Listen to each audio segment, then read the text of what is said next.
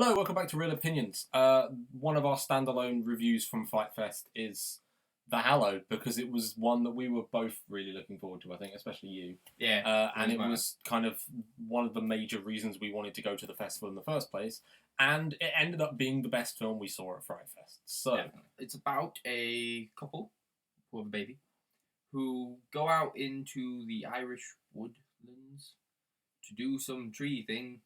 He's a tree surgeon. yeah. That's what he is, isn't he? He's a tree surgeon. And he goes out to do some tree thing where they take trees. And The trees are diseased, I think, and he's trying to and do something. and like all the locals are kind of saying like you need to stop doing that because bad shit will happen because of their kind of Irishy folklore about the spirits and the creatures that live in the forest that kind of protect it.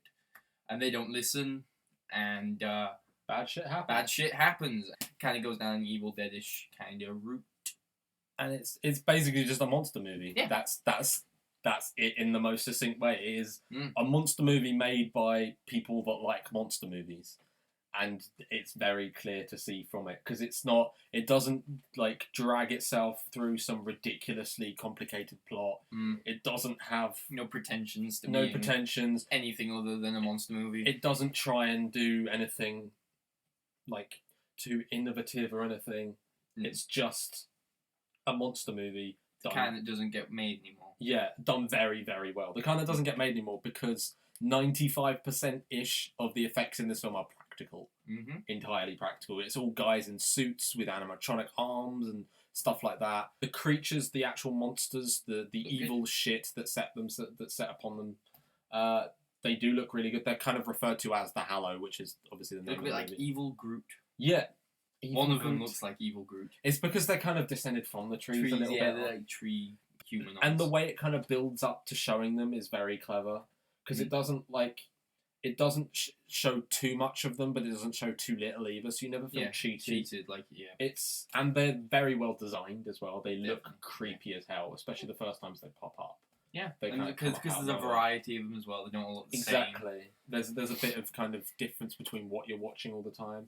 The creatures themselves are obviously played by people, and I think that gives it a bit more life. Yeah, and not just that, but it gives the actors that aren't the creatures, the human actors, more things to react to and stuff as well. Like they feel genuinely scared rather than just something that's reacting to a tennis ball on a stick. I liked how there was a lot of variety as well in the way that the scenario. It wasn't just monster run through the forest, monster run through the forest, monster run through the forest. It was like every single monster moment had a slightly different thing going with it. It's a general escalation. Yeah. And it's so natural and organic in the film that it feels very easy and kind of straightforward to watch. It was one of the few films we saw at FrightFest where there wasn't a single point where I was going, hang on, what? Exactly. And it has, because it establishes, it draws on Irish folklore. Yeah. But it seems to establish, if it doesn't establish its own mythology, then I've never seen the mythology before.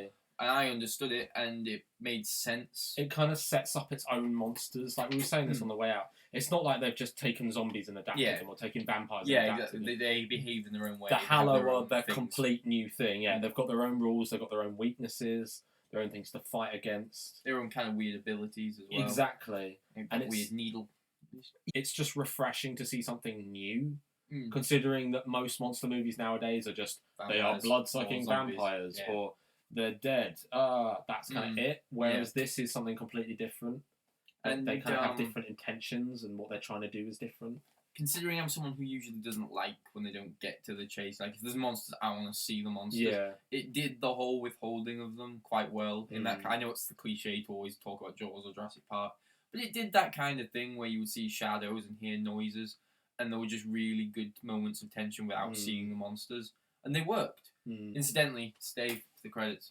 There is a thing.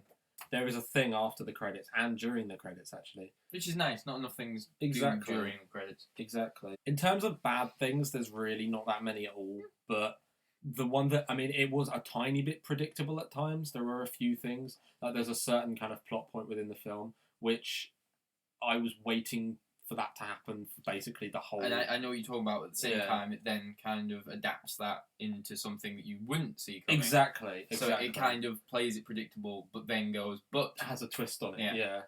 And I mean, I was never bored whilst watching it. I was pretty much riveted all the way through. My teeny complaint is that considering all of those kind of reference points, like The Thing and The Evil Dead, I kind of expected it to be a little more gory or brutal. That's true. There isn't really, like, nothing that gory happens. Most of it's kind of body horror kind of stuff. Yeah. And because they're all plant monsters, you just see kind of roots rather than blood and guts and things. It's just kind of like root. I didn't necessarily think that was much of a problem, though, because I didn't really think of that as a problem, though, because it's not like in Evil Dead, you've got a room full of teenagers to pick off. This is a family that it didn't make sense to just pick them off like it was some kind of slasher thing.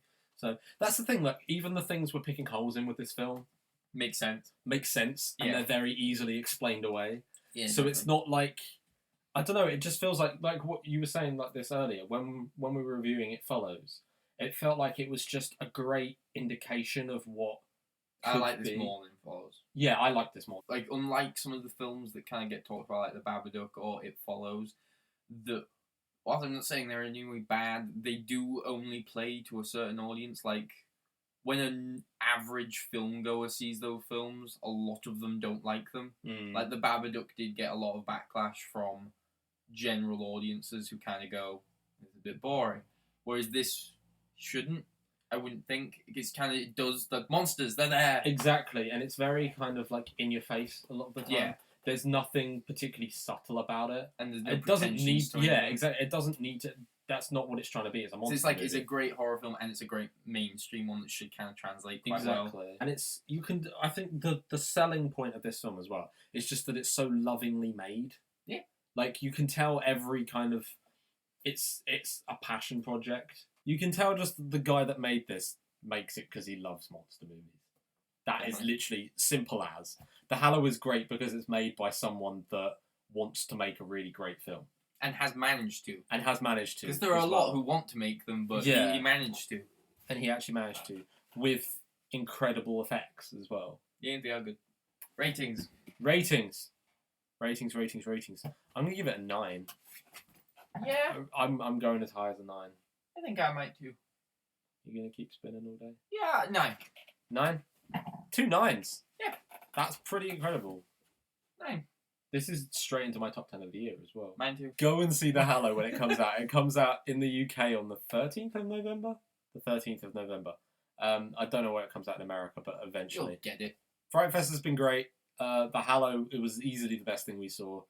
Thank you for watching, as always. Au revoir. Bye.